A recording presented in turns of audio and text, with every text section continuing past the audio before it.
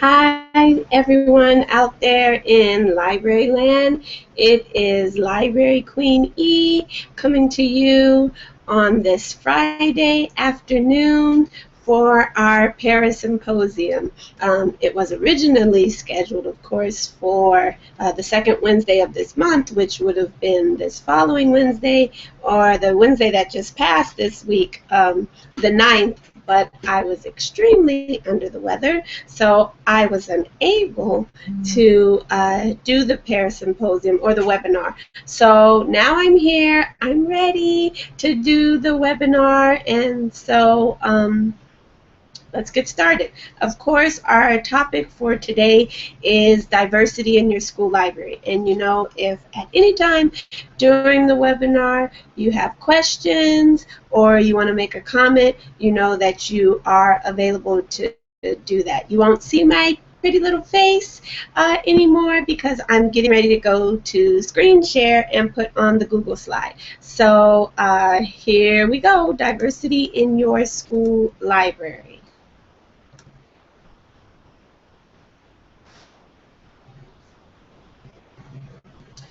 So, diversity in your school library. We're going to look at, what that looks like, what that incorporates, and how you can embrace that. Hopefully, maybe we can do that. I don't know. Now it's not working for me.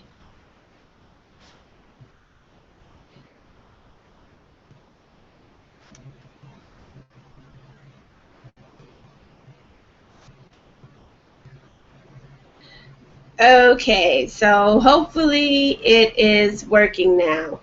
So diversity in your school library. We want to embrace diversity, of course, encourage diversity, and exemplify diversity. So what exactly does that look like as it relates to the school library? So first, if we want to be able to have diversity in our school library program, then we need to figure out, well, what is diversity? So diversity basically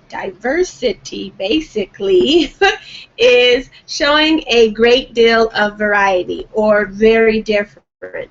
And of course, we know included in diversity, there are lots of different things. I'm moving faster than my mouth is moving for once. Can you believe that? So we have sexual orientation, race, ethnicity, socioeconomic backgrounds or status, religion. So those are different ways or just ideas of things that can be featured in your school library to show diversity. So how do you diversify your school library? Great question. I'm glad you asked.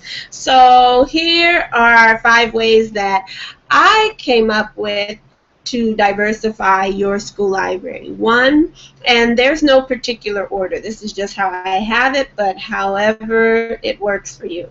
I just want to touch on each point. So collection development, Bookshare, showcasing, correlating activities, and then monthly acknowledgments. So collection development, what does that incorporate? Well, first you have to check your collection, of course. What type of books do you have in your school library already that show diversity, share diversity, is available for your students? And then you want to purchase books with diverse topics and characters. I think that's very important. It's not just about having diverse topics, but you definitely want to have diverse characters as well. Third, check school library journals for the top-rated books. There's lots of different journals or school library journals out there, or if you use Destiny as your system in the library, then Tidal Wave, you can log on there and that will give you great ideas for top rated books, and you are able to narrow it down to exactly what it is you're looking for. And then know your school's population. Who are the students that you service? Who are the students that use your school library? And then build your collection that way as well. I think it's very important, and that's why I said having diverse topics and characters, because I'm sure in your school library or at your school, you definitely want to have books in your school library that reflect the student population. I think it's always great for students to be able to make a connection when they see characters in the stories that they read that are just like them or have been through something that they have been through. So definitely that's important. So here we go. Diverse topics and characters can definitely include, of course, girls and women. Then you have Asian or Asian Americans, LGBT, Jewish, disabilities, religion, African American or Black holidays and celebrations. Those offer you diverse topics and characters. Hispanic or Latino and Latina, Native American, cultures, and socioeconomic status. So these are 3 resources that I have listed here that you can go back and check. We Need Diverse Books, great campaign and a great website to get information. If you follow Goodreads, look at Goodreads, they definitely have great reviews on different books, but I found a list on there that's actually already set up for you related to diverse books. And then School Library Journal, they have resources for diverse books. So I'm going to see if I can click on these links and they won't misguide me. So, shucks. I think if I click on these links, I'm not sure if you can see them. So I want to get off of the links and go back to my slide. I'm so sorry. But if you are viewing this from your computer, you should be able to click on those. Let me try one more time. It should work. So We Need Diverse Books. This is the official website right here, and it has information about them, their programs, news, how to get involved. They have resources, media. You can donate. As you can see, you can follow them on Tumblr, but it's a cool campaign to bring diverse books to schools, school libraries, classroom libraries. So that's one. The next one, the Goodreads list of diverse books. And so, and it will take you right to the list. Now, I know that if you're elementary, of course, you just kind of got to filter through what applies to your students. But I'm thinking school libraries, for those out there that are watching, I mean, that can even be college libraries. So you see there as you scroll down, or as I scroll down, you know, they have African American, non-Caucasian people that are the lead characters in the book. Young adult LGBT, scroll down a little further, African American picture book, celebrating all races. So lots of different things. You know, you're never locked into having to purchase any of these things, but at least a good, healthy list is out there for you, so that you don't have to do all the work trying to find it. And then last one, school library journals, resources for diverse books. And so they actually focus on of course, children's and then young adult. And so it's got a whole little breakdown, and then if you click on each one of these links, of course it will take you to what it is you are looking for. So those are different resources that are available or that you can check out so that you can start to build your collection, look at your collection. Maybe you already have some of these books in your school library. I know, where is it? Snowy Day, I think, is on this list. Yes, the Snowy Day right there. Now, that book is an older book. It's not a brand new release, but so you probably do have some of these titles in your school library already. So, Bookshare. Of course, we know what book sharing is. It's the books that you're going to share. So how you can share your diverse stories, of course, through a read aloud. You're sharing the story with the students. Through book talks, because sometimes books are too long to read in one visit to the school library. Maybe if you do something geared towards a certain month, I know September, October is Hispanic Heritage Month, February is Black History Month, so maybe if you want to share a chapter book or a longer picture book during that time, you can to extend it out. But book talks, and then you want to share diverse stories throughout the year. I think it's very important that even though we have these specific months for different for celebrating different types of people and celebrating diversity, you just shouldn't single it out for just that particular month, but share diversity throughout the whole school year.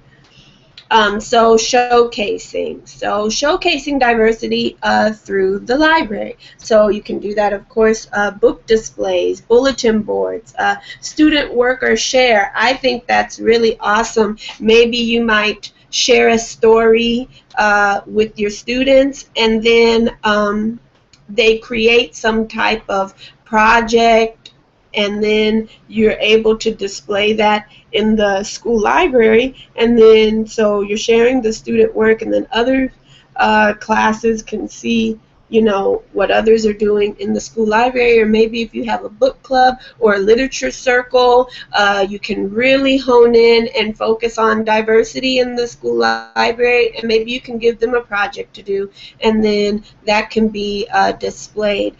Featured books, so displaying different books during a certain month, and then maybe having a pick of the week or month. So maybe you focus on a group, a diverse group, or maybe it's a special month, and so you have a pick of the week, and the students can see diversity that way.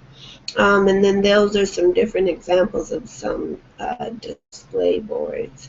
And I think it's really important to show diversity in many different ways. That's why I gave all that list, because I think sometimes we tend to just think of diversity as race, and then so maybe we might showcase Hispanic heritage books or African American heritage books, Asian, we just single it down to race, but diversity is a plethora of things, and you definitely have the opportunity to draw students in when you have resources that speak to them.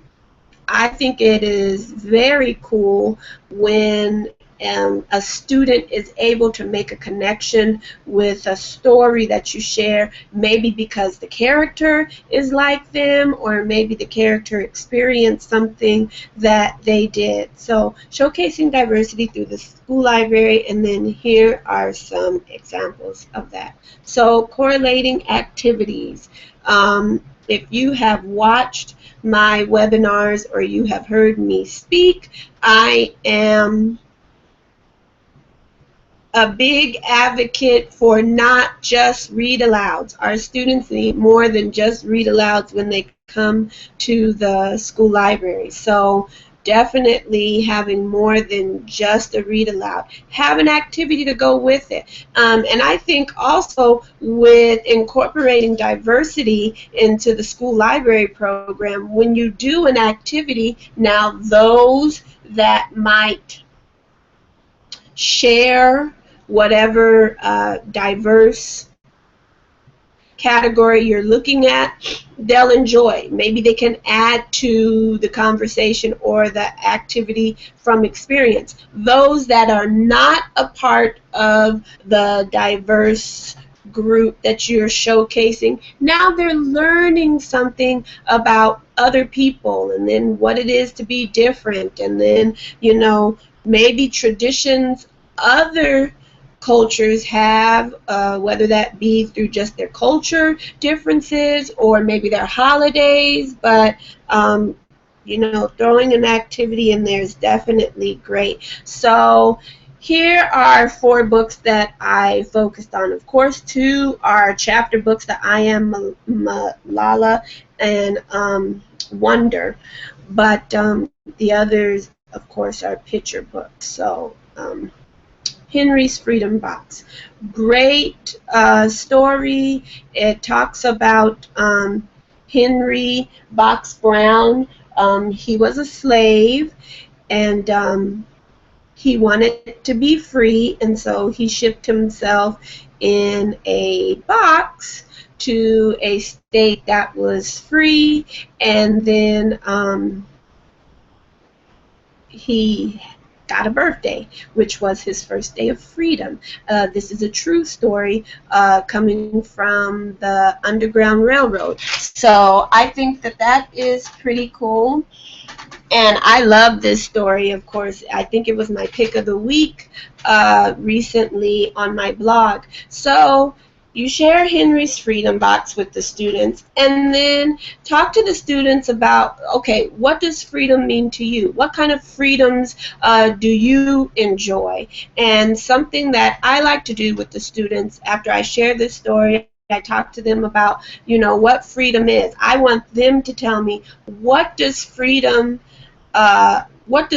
mean to you, or what does freedom look like to you? You know, what kind of freedoms do you have? And then I give them an index card, and then they write one freedom that they enjoy, and then I have a little box, and then they drop it in there. So kind of symbolizing Henry and how he went to, he traveled in the box so that he could be free. So there's a correlating activity and idea. It also gives you an opportunity to talk about the Underground Railroad. I know a lot of times the focus is on Harriet Tubman, amazing woman, and very important to African American and Black history, but there are others that you can share, and that's something that I definitely like to do.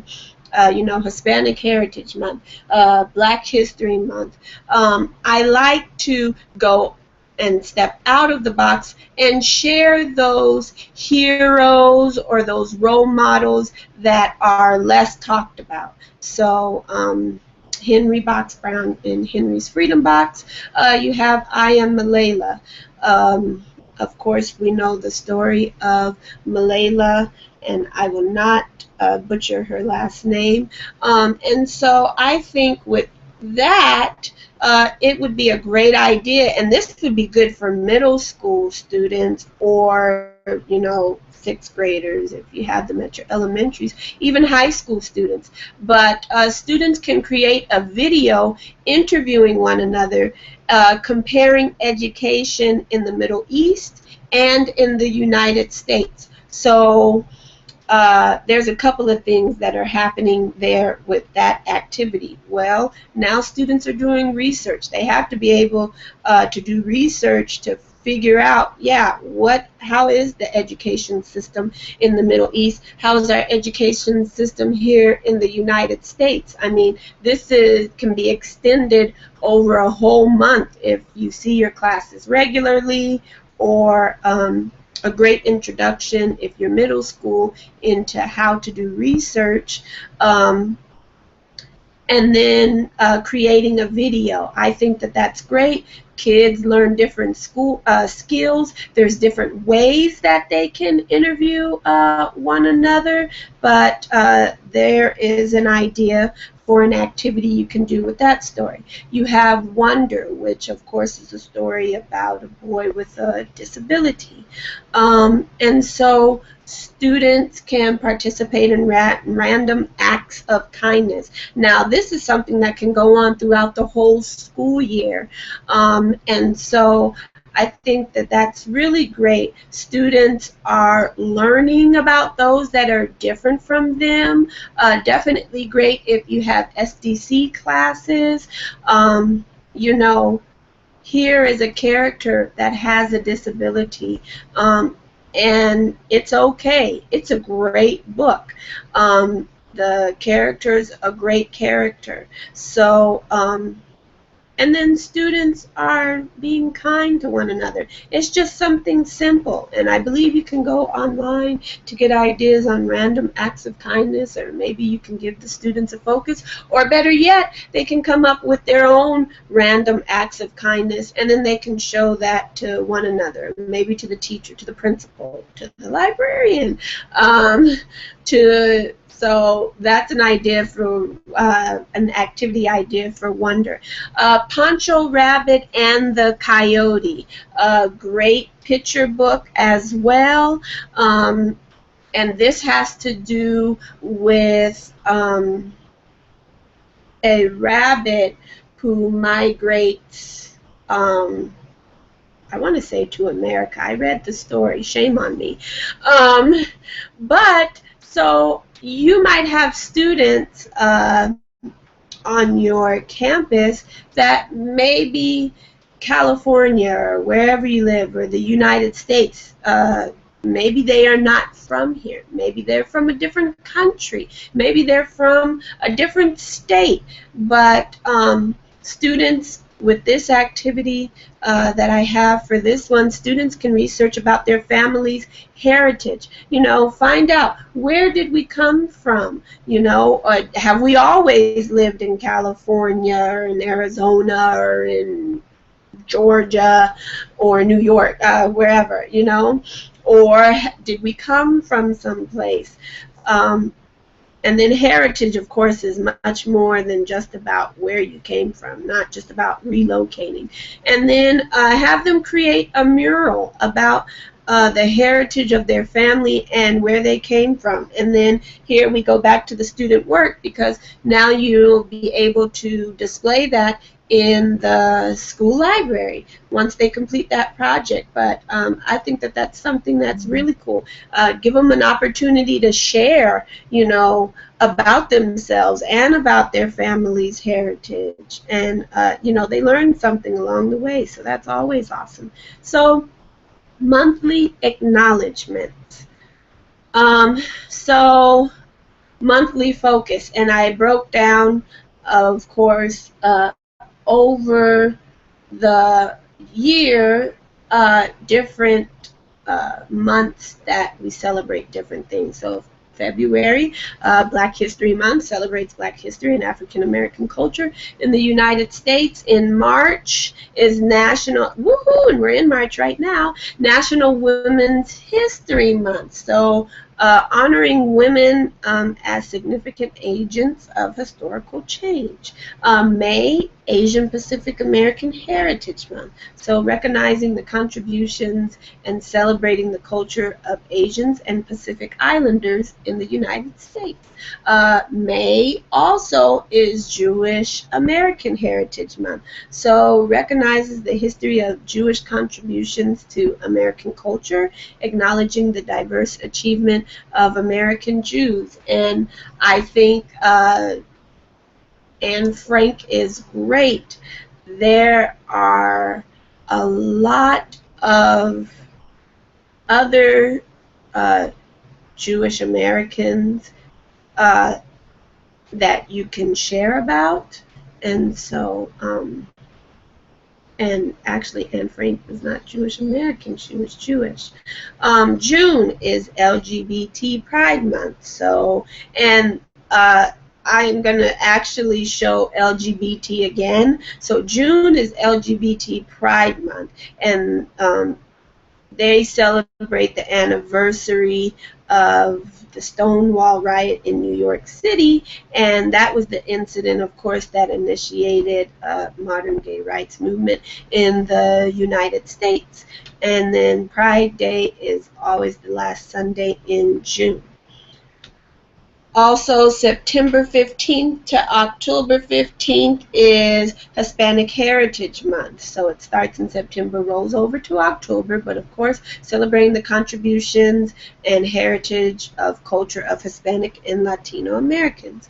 Now, here we go again, October, LGBT History Month. So if back in June, it was LGBT Pride Month, and this is History Month in October. So marks and celebrates the lives and achievements of, I am just tongue twisted, achievements of lesbian, gay, bisexual, and transgender people in the United States. October also is National Disability Employment Awareness Month, so recognizing the contributions of workers with disabilities. But then there's so much more you can do with that, not just those that are employed and have a disability. And then November, National American Indian Heritage Month. So celebrating and honoring the history and culture of Native Americans in the United States. So these were the monthly acknowledgments that I was talking about. And even though, as you can see, there's a lot going on and much that we celebrate as it relates to diversity in each month, but also not just focusing on that in that particular month. That's why it's good that students see diversity throughout the whole school year. And then, so that's about it, diversity in your school library. Of course, always, there I am, Erica Leggett, the Library Queen. There is my email if ever you have any questions, concerns, or you just want to say, hey, great job, thumbs up. And then there's my blog, www.thelibraryqueen.net. And then there is the YouTube channel, Library Queen E. So I hope that you have enjoyed this webinar.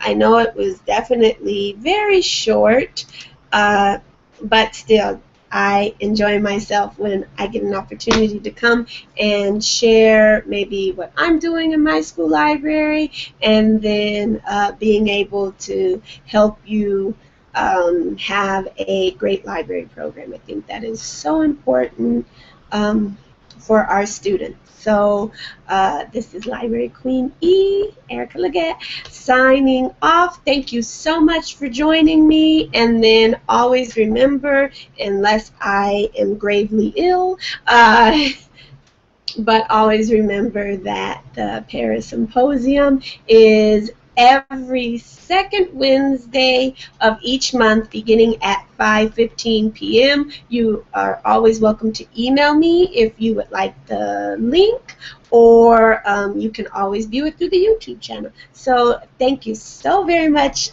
for joining me on this Friday afternoon.